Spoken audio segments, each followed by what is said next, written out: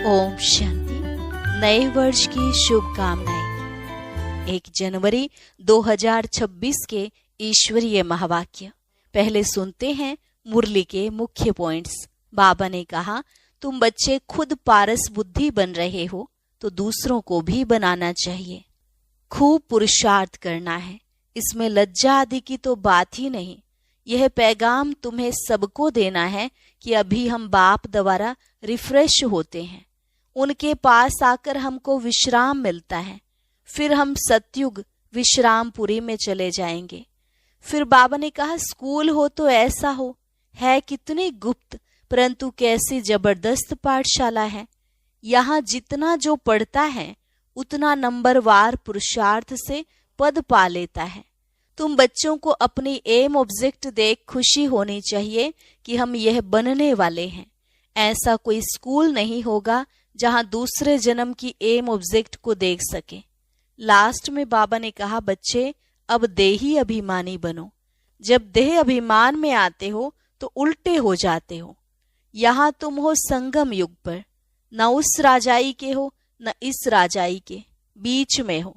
तो अभी खिवैया बाप तुम्हारी आत्मा रूपी बोट को खींचकर परम धाम ले जाने आए हैं।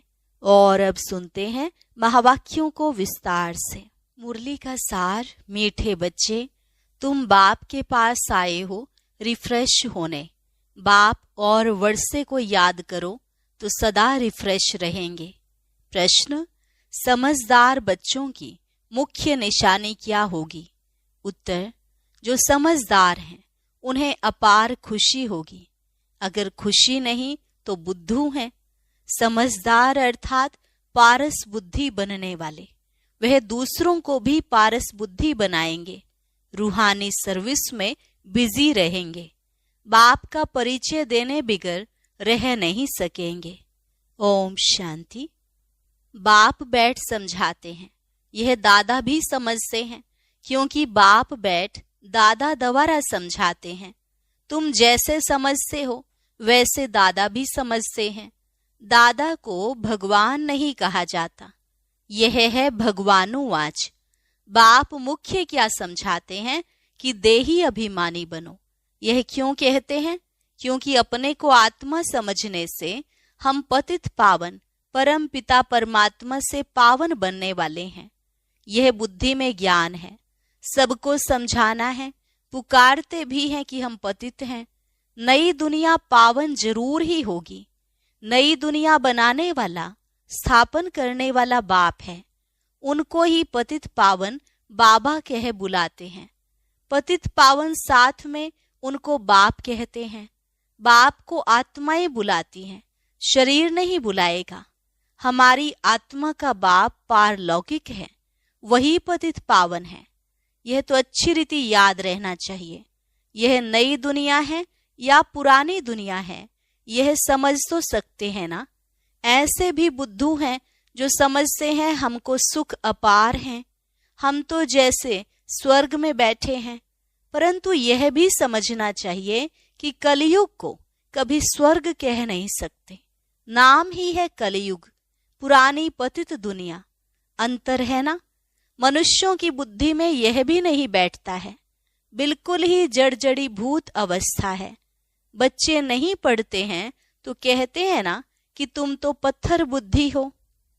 बाबा भी लिखते हैं, तुम्हारे गांव निवासी तो बिल्कुल पत्थर बुद्धि हैं, समझते नहीं हैं, क्योंकि दूसरों को समझाते नहीं हैं। खुद पारस बुद्धि बनते हैं तो दूसरे को भी बनाना चाहिए, पुरुषार्थ करना चाहिए। इसमें लज्जा आदि की तो बात ही नहीं। परंतु मनुष्यों की बुद्धि में आधा कल्प उल्टे अक्षर पड़े हैं तो वह भूलते नहीं हैं। कैसे भुलाएं? भुलवाने की ताकत भी तो एक बाप के पास ही है। बाप बिगर यह ज्ञान तो कोई दे नहीं सकते। गोया सब अज्ञानी ठहरे। उनका ज्ञान फिर कहाँ से आए? जब तक ज्ञान सागर बाप आकर ना सुनाए। तमो प्रधान माना ही अज्ञानी दुनिया, सतो प्रधान माना दैवी दुनिया। फर्क तो है ना। देवी देवताएं ही पुनर्जन्म लेते हैं, समय भी फिरता रहता है, बुद्धि भी कमजोर होती जाती है। बुद्धि का योग लगाने से जो ताकत मिले वह फिर खलास हो जाती है। अभी तुमको बाप समझाते हैं तो तुम कितने रिफ्रेश होते हो। तुम रिफ्रेश थे और विश्राम में थे। बाप भी लिखते हैं ना, बच्चों आकर रिफ्रेश भी हो जाओ और विश्राम भी पाओ। रिफ्रेश होने के बाद तुम सतयुग में विश्रामपुरी में जाते हो। वहां तुमको बहुत विश्राम मिलता है। वहां सुख, शांति, संपत्ति आदि सब कुछ तुमको मिलता है। तो बाबा के पास आते हैं रिफ्रेश होने, विश्राम पाने। रिफ्रेश भी शिव बाबा करते हैं, विश्राम भी बाबा के पास लेते हो। विश्राम माना शांत। थक कर विश्रामी होते हैं ना, कोई कहाँ जाते हैं विश्राम पाने। उसमें तो रिफ्रेशमेंट की बात ही नहीं। यहाँ तुमको बाप रोज समझाते हैं तो तुम यहाँ आकर रिफ्रेश होते हो। याद करने से तुम तमो प्रधान से सतो प्रधान बनते हो। सतो प्रधान बनने के लिए ही तुम यहाँ आते हो। उसके लिए क्या पुरुषार्थ है? मीठे मीठे बच्चे, बाप को याद करो। बाप ने सारी शिक्षा तो दी है। यह सृष्टि का चक्र कैसे फिरता है, तुमको विश्राम कैसे मिलता है, और कोई भी यह बातें नहीं जानते तो उन्हों को भी समझाना चाहिए ताकि वह भी तुम जैसा रिफ्रेश हो जाए। अपना फर्ज ही यह है सबको पैगाम देना। अविनाशी रिफ्रेश होना है, अविनाशी विश्राम पाना है। सबको यह पैगाम दो। यही याद दिलाना है कि बाप को और वर्षे को याद करो। है तो बहुत सहज बात। बेहद का बाप स्वर्ग रचते हैं, स्वर्ग का ही वर्षा देते हैं। अभी तुम हो संगम युग पर। माया के श्राप और बाप के वर्षे को तुम जानते हो। जब माया रावण का श्राप मिलता है तो पवित्रता भी खत्म, सुख शांति भी खत्म, तो धन भी खत्म हो जाता है। कैसे धीरे धीरे खत्म होता है वह भी बाप ने समझाया है। कितने जन्म लगते हैं। दुख धाम में कोई विश्राम थोड़े ही होता है। सुख धाम में विश्राम ही विश्राम है। मनुष्यों को भक्ति कितना थकाती है। जन्म जन्मांतर भक्ति थका देती है, कंगाल कर देती है। यह भी अब तुमको बाप समझाते हैं। नए नए आते हैं तो कितना समझाया जाता है। हर एक बात पर मनुष्य बहुत सोच करते हैं, समझते हैं कहाँ जादू ना हो। अरे तुम कहते हो जादूगर, तो मैं भी कहता हूँ जादूगर हूँ, परंतु जादू कोई वह नहीं है जो भेड़ बकरी आदि बना देंगे। जानवर तो नहीं है ना, यह बुद्धि से समझा जाता है। गायन भी है सूर मंडल के साज से। इस समय मनुष्य जैसे रीढ़ मिसल हैं। यह बातें यहाँ के लिए हैं। सतयुग में नहीं गाते, इस समय का ही गायन है। सतयुग में तो सदैव शुभ नाम होता है। श्री रामचंद्र, श्री कृष्ण, श्री कहा जाता है श्रेष्ठ को। सतयुगी संप्रदाय को श्रेष्ठ कहा जाता है। कलयुगी विश्व संप्रदाय को श्रेष्ठ कैसे कहेंगे? श्री माना श्रेष्ठ। अभी के मनुष्य तो श्रेष्ठ है नहीं। गायन भी है मनुष्य से देवता, फिर देवता से मनुष्य बनते हैं, क्योंकि 5 विकारों में जाते हैं। रावण राज्य में सब मनुष्य ही मनुष्य हैं। वहां हैं देवताएं, उनको डीटी वर्ल्ड, इसको ह्यूमन वर्ल्ड कहा जाता है। डीटी वर्ल्ड को दिन कहा जाता है, ह्यूमन वर्ल्ड को रात कहा जाता है। दिन सोजरे को कहा जाता है, रात अज्ञान अंधियारे को कहा जाता है। इस फर्क को तुम जानते हो। तुम समझते हो हम पहले कुछ भी नहीं जानते थे। अभी सभी बातें बुद्धि में हैं। ऋषि मुनियों से पूछते हैं रचता और रचना के आदि मध्यंत को जानते हो, तो वह भी नेति नेति कर गए, हम नहीं जानते। अभी तुम समझते हो हम भी पहले नास्तिक थे, बेहद के बाप को नहीं जानते थे। वह है असुल अविनाशी बाबा, आत्माओं का बाबा। तुम बच्चे जानते हो हम उस बेहद के बाप के बने हैं जो कभी जलते नहीं हैं। यहाँ तो सब जलते हैं, रावण को भी जलाते हैं। शरीर है ना, फिर भी आत्मा को तो कभी कोई जला नहीं सकते। तो बच्चों को बाप यह गुप्त ज्ञान सुनाते हैं जो बाप के पास ही है। यह आत्मा में गुप्त ज्ञान है। आत्मा भी गुप्त है। आत्मा इस मुख द्वारा बोलती है। इसलिए बाप कहते हैं, बच्चे देह अभिमानी मत बनो, आत्म अभिमानी बनो, नहीं तो जैसे उल्टे बन जाते हो, अपने को आत्मा भूल जाते हो। ड्रामा के राज को भी अच्छी रीति समझना है। ड्रामा में जो नूंद है वह हूबहू रिपीट होता है। यह किसको पता नहीं है। ड्रामानुसार सेकंड बाय सेकंड कैसे चलता है यह भी नॉलेज बुद्धि में है। आसमान का कोई भी पार नहीं पा सकते हैं, धरती का पा सकते हैं। आकाश सूक्ष्म है, धरती तो स्थूल है, कई चीजों का पार पा नहीं सकते। जबकि कहते भी हैं आकाश ही आकाश, पाताल ही पाताल है। शास्त्रों में सुना है ना, तो ऊपर में भी जाकर देखते हैं, वहां भी दुनिया बसाने की कोशिश करते हैं। दुनिया बसाई तो बहुत है ना। भारत में सिर्फ एक ही देवी देवता धर्म था और खंड आदि नहीं था, फिर कितना बसाया है। तुम विचार करो, भारत के भी कितने थोड़े टुकड़े में देवताएं होते हैं। जमुना का कंठा होता है। देहली परिस्तान थी, इसको कब्रिस्तान कहा जाता है, जहां अकाले मृत्यु होती रहती है। अमर लोक को परिस्तान कहा जाता है, वहां बहुत नेचुरल ब्यूटी होती है। भारत को वास्तव में परिस्तान कहते थे। यह लक्ष्मी नारायण परिस्तान के मालिक है ना। कितने शोभावान है, सतो प्रधान है ना। नेचुरल ब्यूटी थी। आत्मा भी चमकती रहती है। बच्चों को दिखाया था कृष्ण का जन्म कैसे होता है। सारे कमरे में ही जैसे चमत्कार हो जाता है। तो बाप बच्चों को बैठ समझाते हैं, अभी तुम परिस्तान में जाने के लिए पुरुषार्थ कर रहे हो। नंबरवार तो जरूर चाहिए, एक जैसे सब हो न सके। विचार किया जाता है, इतनी छोटी आत्मा कितना बड़ा पार्ट बजाती है। शरीर से आत्मा निकल जाती है तो शरीर का क्या हाल हो जाता है। सारी दुनिया की एक्टर्स वही पार्ट बजाते हैं जो अनादि बना हुआ है।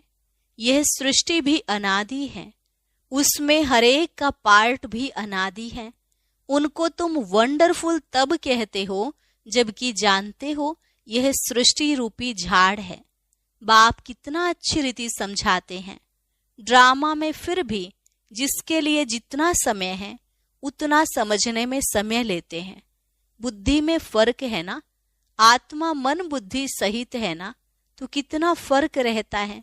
बच्चों को मालूम पड़ता है हमको स्कॉलरशिप लेने की है, तो दिल अंदर खुशी होती है ना।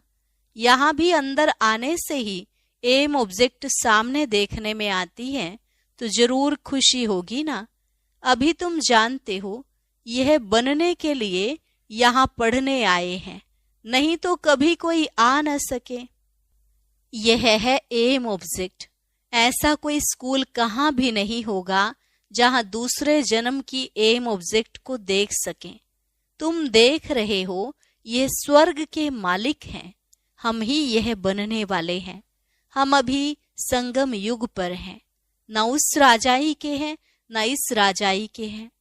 हम बीच में जा रहे हैं। खिवैया बाप भी है निराकार, बोट आत्मा भी है निराकार। बोट को खींचकर परम धाम में ले जाते हैं। इनकॉर्पोरियल बाप इनकॉर्पोरियल बच्चों को ले जाते हैं। बाप ही बच्चों को साथ में ले जाएंगे। यह चक्र पूरा होता है, फिर हूबहू रिपीट करना है। एक शरीर छोड़ दूसरा लेंगे, छोटा बनकर फिर बड़ा बनेंगे। जैसे आम की गुठली को जमीन में डाल देते हैं तो उनसे फिर आम निकल आएंगे। वह है हद का झाड़। यह मनुष्य सृष्टि रूपी झाड़ है। इनको वैरायटी झाड़ कहा जाता है। सतयुग से लेकर कलयुग तक सब पार्ट बजाते रहते हैं। अविनाशी आत्मा 84 के चक्र का पार्ट बजाती है। लक्ष्मी नारायण थे जो अब नहीं है। चक्र लगाए अब फिर यह बनते हैं। कहेंगे पहले यह लक्ष्मी नारायण थे, फिर उन्हों का यह है लास्ट जन्म ब्रह्मा सरस्वती। अभी सबको वापस जरूर जाना है। स्वर्ग में तो इतने आदमी थे नहीं, ना इस्लामी ना बौद्धि, कोई भी धर्म वाले एक्टर्स नहीं थे सिवाय देवी देवताओं के। यह समझ भी कोई में नहीं है। समझदार को टाइटल मिलना चाहिए ना। जितना जो पढ़ता है नंबरवार पुरुषार्थ से पद पाता है। तो तुम बच्चों को यहाँ आने से ही यह एम ऑब्जेक्ट देख खुशी होनी चाहिए। खुशी का तो पारावार नहीं। पाठशाला व स्कूल हो तो ऐसा है, कितनी गुप्त परंतु जबरदस्त पाठशाला है। जितनी बड़ी पढ़ाई उतना बड़ा कॉलेज।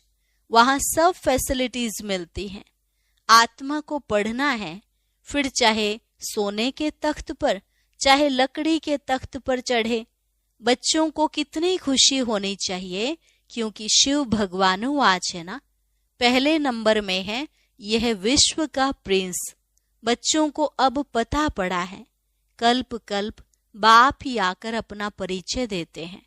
मैं इनमें प्रवेश कर तुम बच्चों को पढ़ा रहा हूं। देवताओं में यह ज्ञान थोड़े ही होगा। ज्ञान से देवता बन गए, फिर पढ़ाई की दरकार नहीं।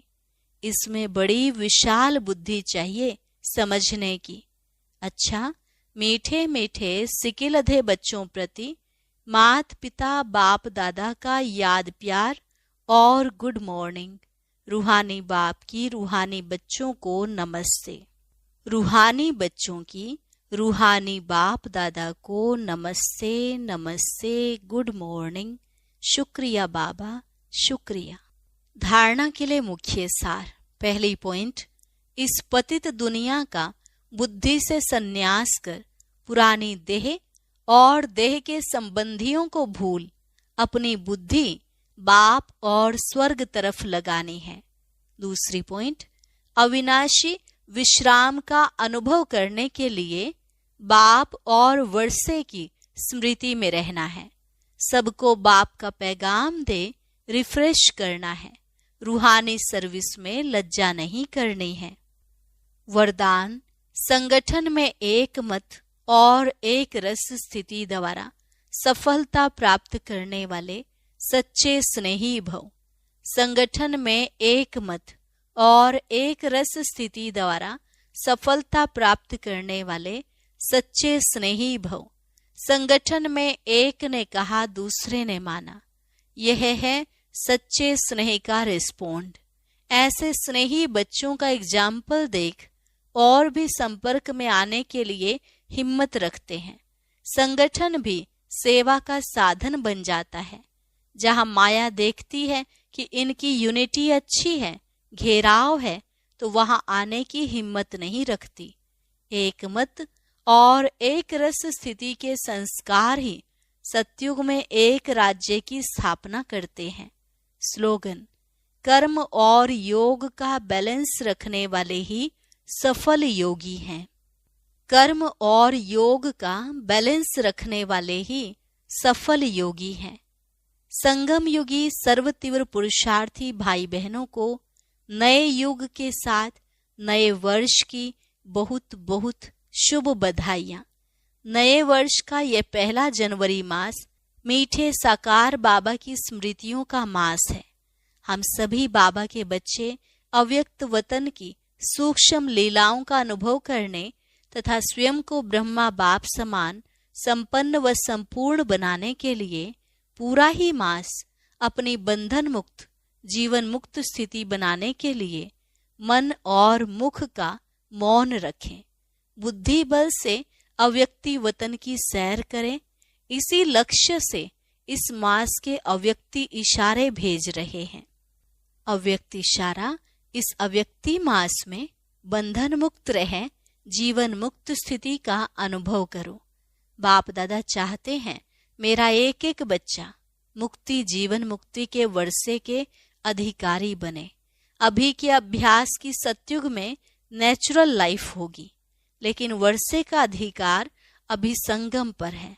इसलिए अगर कोई भी बंधन खींचता है तो कारण सोचो और निवारण करो। अच्छा, ओम शांति।